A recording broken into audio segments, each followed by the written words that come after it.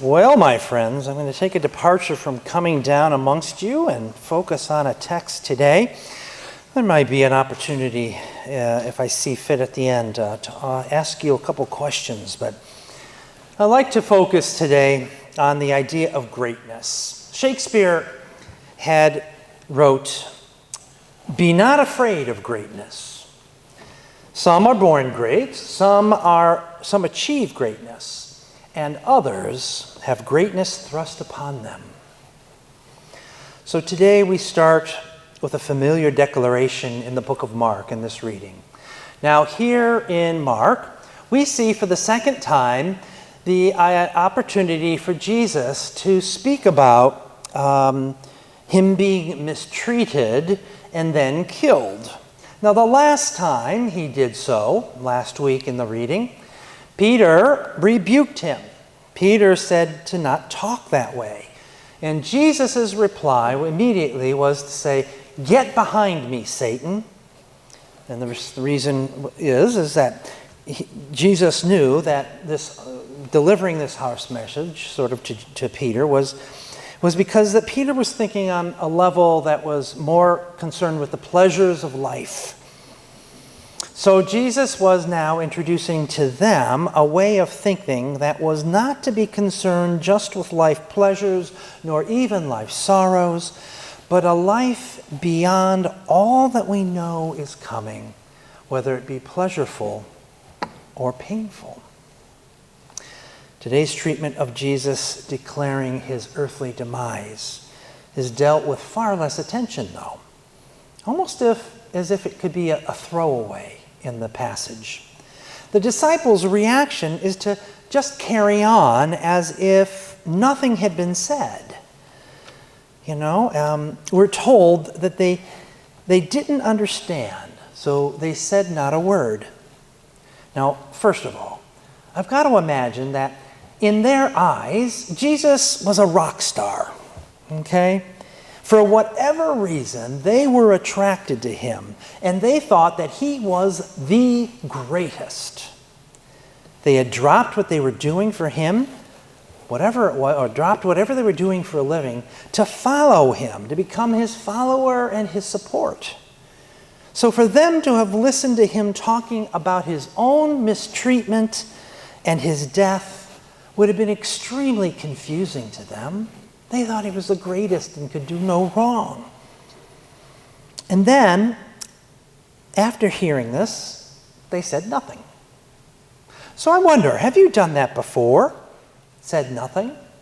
I have. Most often I want to scold myself for not saying something or asking a question, and it's happened in many different ways.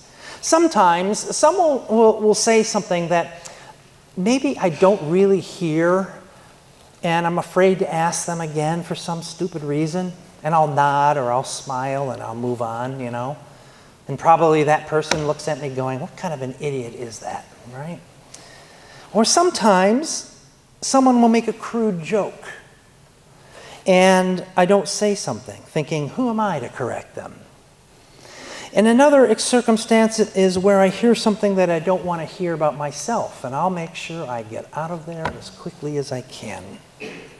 Now, in all of these scenarios, I know that asking for clarification or explanation would have been the right thing to do, but for some reason I don't, and then I'm left there wondering sometimes for days at end, what was it that person was trying to get across? What was I supposed to learn? What should I have said that was right? And this is what the disciples did today. And then after that, he catches them in this selfish discussion about which of them is the greatest. It doesn't say what they were talking about. I mean, I'm not certain what greatness that they were aspiring to. Was it finding food for the group? Were they great at making money? Were they great at speaking oration when Jesus was at rest and somebody else had to take over? What greatness are they hoping to aspire to? Now, you all remember, most of you, almost everyone in here should remember, Muhammad Ali, the greatest of all time, the boxer, if he said so himself. Some of his quotes of him about this were this. Here's two different quotes that he said about himself. He said, "It's hard to be humble when you're as great as I am." Another one was, "I am the greatest. I said that even before I knew I was." I wonder if Ali knew of the dangers of calling himself the greatest. I suppose there's no danger, though, if you can back it up, right? He seemed to be able to back it up as a boxer, right? He and Joe Louis, by the way, shared the record for fighting 21 challengers to the heavyweight title. He and Joe Louis. So he was great. Maybe the greatest? Well, we'll see. He'll stick in our minds for sure. He was a self-promoter who called himself the greatest. But it always seemed when I watched one of his interviews or one of his outbursts, there always seemed to be sort of a twinkle in his eye, as if he was to say, I know I'm just pulling your leg. It just seemed to be there. Greatness. It's something few people will claim for themselves, at least openly. Greatness is very difficult to back up if a person claims it for themselves. Usually they're projecting their own thoughts that their ego has them imagining. And finally, somewhere, somehow, they are tripped up by something human. Name it: arrogance, greed, lust, and the list goes on. So Jesus was preparing their hearts for a new kind of greatness by calling them over to give them an illustration. He picked up a child who in his time was just and merely a belonging. A child was just a belonging. One of the lowest order. It didn't matter if it was female or male. It was a future asset, but a present liability. A child could not fend for themselves or earn money for the keep of the family. So they were the least of all. And he picked up that child, that least greatest thing in society, and he said to them, "Whoever welcomes one such child in my name welcomes me. And whoever welcomes me welcomes not me, but the one who sent me." Jesus' message was that God had value in even the lowest of our social structure. That in fact, the lowest were actually to be compared to Jesus himself.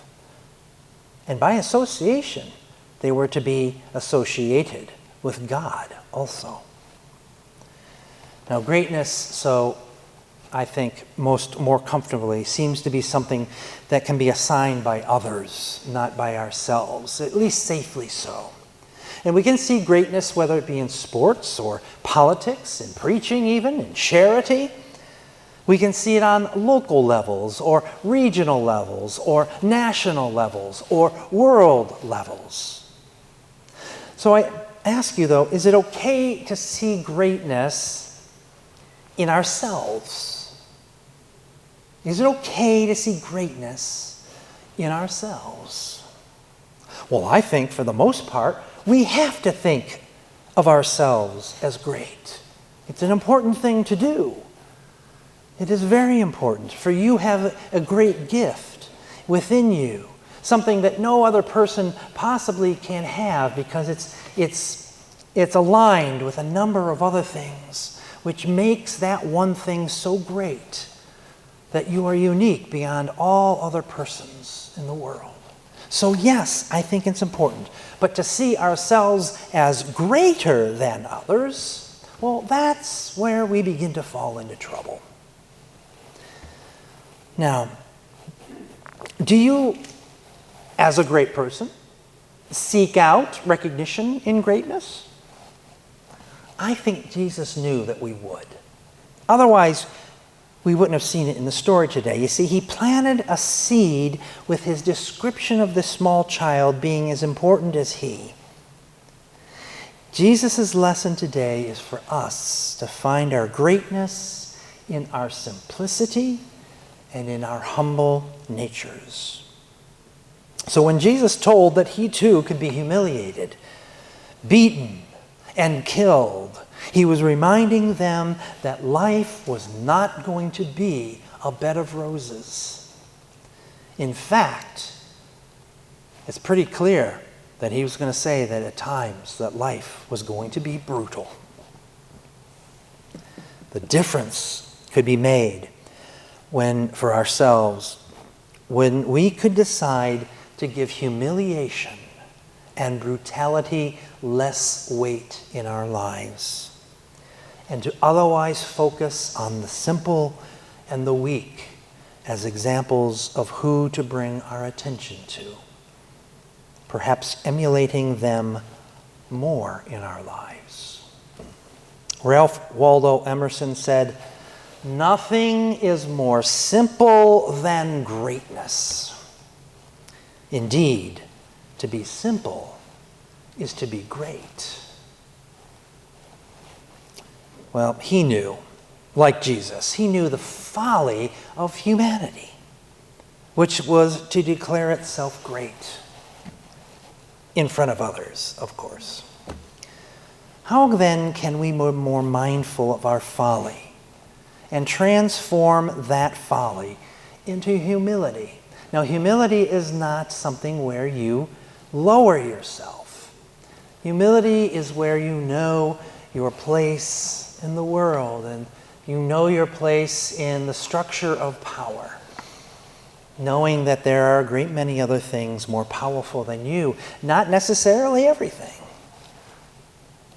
But can we become more mindful of the folly to think that we are the greatest beyond all other things, which might have been what these disciples were trying to do. So my idea today, very simply, and I think was Jesus's, is that he set himself up as an example, as he so often does. He said, despite as great as you think I am, there are going to be others who are going to humiliate me. There are going to be others who are going to take advantage of me.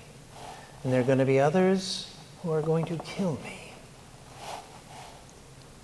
That's a serious thing to accept, especially someone who was being watched and listened and followed so closely, in that he set for himself a reasonable expectation that, yes, God believes him to be great, just as God expects you to be great and for you to understand that you are great. But then at the same time to realize that, yes, there will be forces greater than us that will overtake us. And it will never, ever, ever in all of humanity diminish the greatness that is within you. I want you to hold on to that. So even in hours of depression for some of us, or in hours of despair, or even in hours of great victory, we know our place. We know that, yes, we are great, that God helped us be there, and that we can help others to be great also. So, friends, that is my hope for you. Follow that guy named Jesus, and may his life impress you more so than all of your struggles and all of your victories. Amen.